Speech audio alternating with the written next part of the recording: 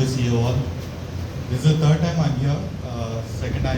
First time it was casual, but second and third time I'm pitching here. So good to see many faces who are known to me. So I'm Sai Vinay. I'm ex-data scientist. I left my job, but still a data scientist. But I'm working on an idea called Pedigraphy. Pedigraphy is something where we are trying to build a consciousness of individuals, right?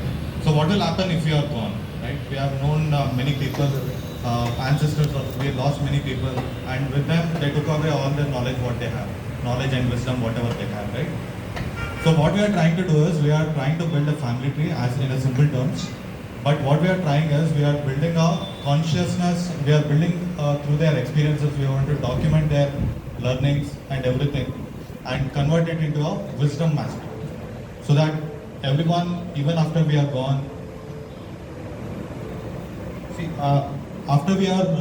even after we are gone, right? So there will be someone in our family who will be willing to learn from our understanding of what we know, right? So that is what we are trying to build. So it is called Pedigraphy. We derived that from two words, pedigree from pedigree, and also biography.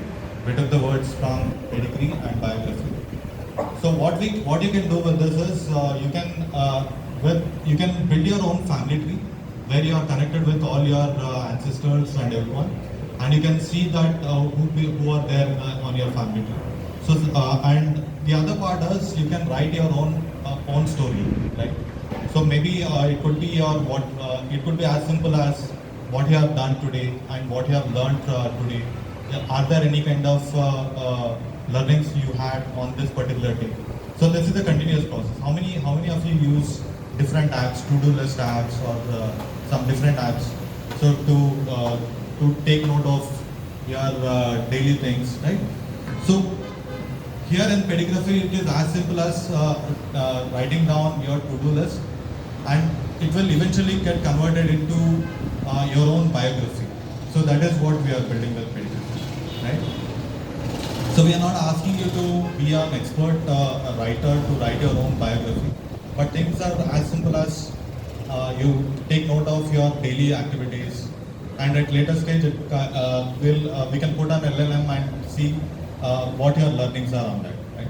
So not for you exactly, but even after 3 or 4 generations, if someone wants to speak with you, right, within your lineage itself. So they can directly speak with you as if you are having a Google Meet, something like that. So this technology is not new. There are people who are doing it, but we wanted to give it to the right people. So for example, we all have seen each other today, right? So but my contribution in your lineage will be nothing. So your children will have nothing to do with me. But your children or your grandchildren will have a lot of resemblance with you, and they wanted to know about it, right? So that is where the right people are to understand who you are, what you did in your life, what kind of betterment, whatever decisions you took today, how it changed their life, right? So this is what we are trying to achieve with Pedigraphy. Yes. Thank you. So, Sai, right? Yeah. So you mentioned that 3 or 4 lineages will be able to Google Meet, equivalent to a Google Meet that they can do. Yeah. Ancestor. How does that work? See, this is not a new concept. Okay? See how it works is like, see, you might have seen that deep fake and everything, right? So people are using it for wrong reasons. So, but within Pedigraphy, what could happen is, so it's not that anybody can come and speak with you after you're gone for a long time, right? So only the lineage, within your lineage, maybe your grandson or great-grandson, who wants to understand about what you did in your life, and if at all they have any kind of trouble. So they can dial you up or look at your history and with your images and data what is stored on your as your biography, they can start speaking with you so that you can give answers to them at later stage. Wonderful. So I would love to speak to my great grandson. That's not how it works. You cannot speak to your great grandson, but your great grandson can speak. I get it. It's other way. I get it. Yeah. Good stuff. All right. Do you have an ask as well? Yeah, You want people to download the app, or if you have a hiring ask, if you have an ask. Good to announce that we'll be launching in a week from now. we are about to finalize a few things and then we'll be launching it. We are taking feedback from people like you who what you like about the concept, or if you want to give us any kind of feedback. So there is a QR code placed on the table. Please scan that and give us your opinion or feedback on that. So that's what we expect from you. So you have a QR code that is sitting there near the entrance, so they can give a feedback there. Right. But do you want some live feedback now as well? Yes, definitely. If at all you have any questions, please, I would like to all answer and know about what you think about it. Yeah. See, revenue model, So I would just request, please raise your hand if you have a question and ask in the mic so that others can hear as well. So your question was, what is the revenue model? Right. So, good to know that. Thanks. I should thank Tarun for conducting this kind of meet. And in last meet itself, we got some clues about how we can monetize this thing. So one of the audience have suggested to put genetic testing and also to integrate the what you call how we can explore what about the genetic data and health records and all this stuff, so that can be monetized. That's one way. But otherwise, being a network, you can always have ads revenue. And also, I should say that we are also exploring karmic energy concept as well. So, for example, if you look at any other social media application, so it is not benefiting you in person, but you are becoming just a commodity for that application. But here, what we are trying to do is we are trying to see whatever you are doing in your life. Maybe you are doing some becoming an influencer, or trying to explore what you are doing, right? So those all things will be calculated as karmic energy, your karmic energy, right? So to do that, there are two aspects of it. One is being a regular person within your own family. You can be an influencer. Like, you'll not be able to contact, you'll not be able to influence external people, only people within your family. But if at all you took a premium subscription, then there is a high chance that you can explore other people as well. You can become an influencer on our platform. And so that gets recorded as your karmic energy within your... see, the idea behind this is, see, for example, my grandfather is a village headsman, for example, and he's known to the village, 2 to 3 villages here, you know. So being a software engineer, my influence is only limited to 250 or 300 of my colleagues, right? So that's the limitation what we have right now. But if at all we want to be explore more and more, then we need to either be influencer or be on social media, or do some kind of LinkedIn influencer kind of stuff. So that is one area where we can. But here, what will happen is that gets converted into your karmic energy on our application. About other people's families and their ancestors as well. No, you can contribute like how you are contributing on Instagram and all. You are trying to influence other people, right? Build your own community. So external people will start following you. That becomes your karmic energy. Like, you have 5 lakh followers, 6 lakh followers. So that gets added to your karmic energy. That's what we're doing. Any other questions? He needs feedback, guys. He said that's one of his asks.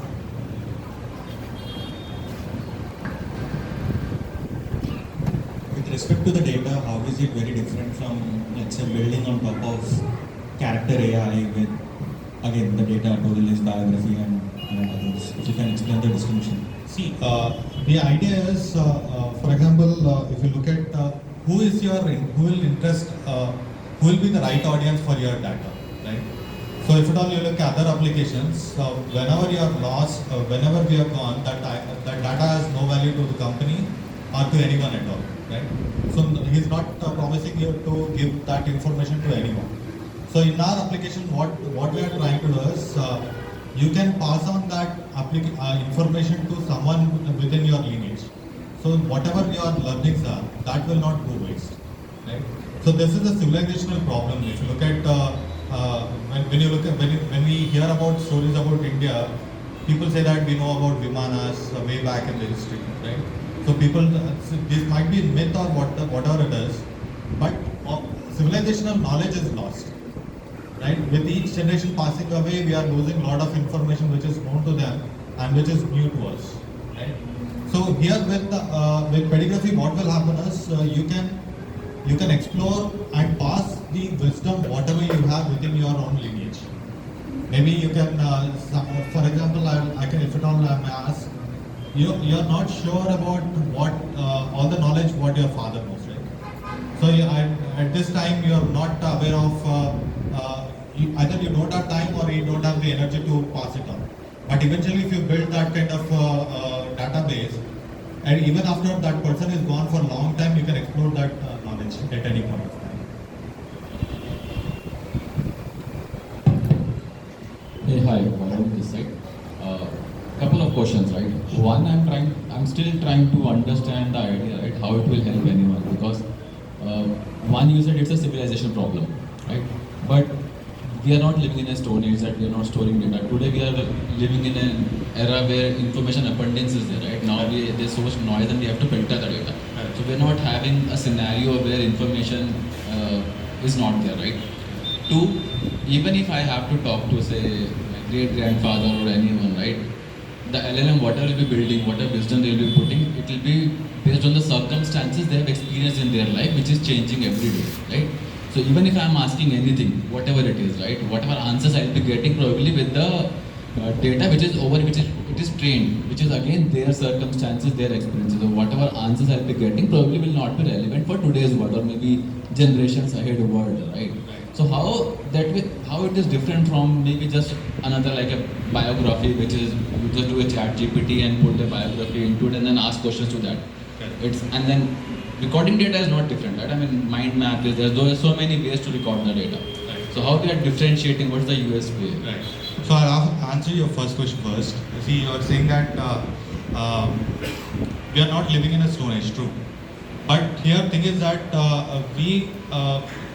there is a lot of information, and we are vexed with the information as well. On one side, you see that we have abundance of information. On the other side, people are not willing to see. I quit Facebook long time back.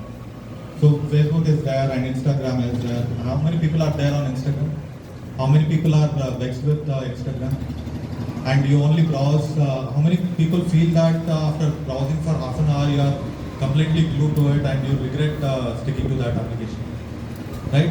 So we are in abundance of. There is a lot of abundance of information. But thing is that we are not sure if that information is useful to us or not, right? So that's a major thing what we will be answering with Pedigraphy. So we are sure of one thing, right? There is certain information within the family or within the community. So that is not that you don't want to share it with anyone else, right? So for example, if you take a community of Marwaris, right? They are more interested in keeping the close knit of their families, right? So their business tactics and all they will be sharing within the community itself. So this information and whatever information you want to share within your family, that can be recorded there, and that will be noise free. And definitely it is second question is like it is more based on circumstances. But here we are talking about being human within this civilization, right? So if you remove whatever artificial intelligence is there, so it is more about not being human, but we are bringing the technology for us to be human itself. So you said one of your ask was feedback, right? So what he asked, his question is disguised in the form of feedback. Okay. What he's trying to say is he thinks that people might not want this. So what you should do as an action from that is find people who will use this. Right. And prove people wrong if you can. Right? Because what he's trying to say is pen and paper hai, digital hai, there are a lot of other things that people can use to record the information. What you should do is take this feedback and find people and go to people and ask whether you will use my software, what will you use, whether it is useful, and develop on that. Sure. Yeah. I'll take it. Yeah. So if anybody, if you like the idea, there is a QR code. Please give us your feedback, because there are many people are saying that people are not willing to take this. But I've seen many people between 21 to 30 years of age. I have more than 300 people who showed interest on this. So if you at all you have any questions, please scan the QR So code. we're not saying that people don't want it. Yeah. It's an opinion that a few people might have. But get people who don't like your app as well to give you feedback. Yeah. And to get both sides. Please. Yeah? Please. I am here to support. Cool, good stuff. Thank you so much. All right, we'll now your last question. Thank you, everyone.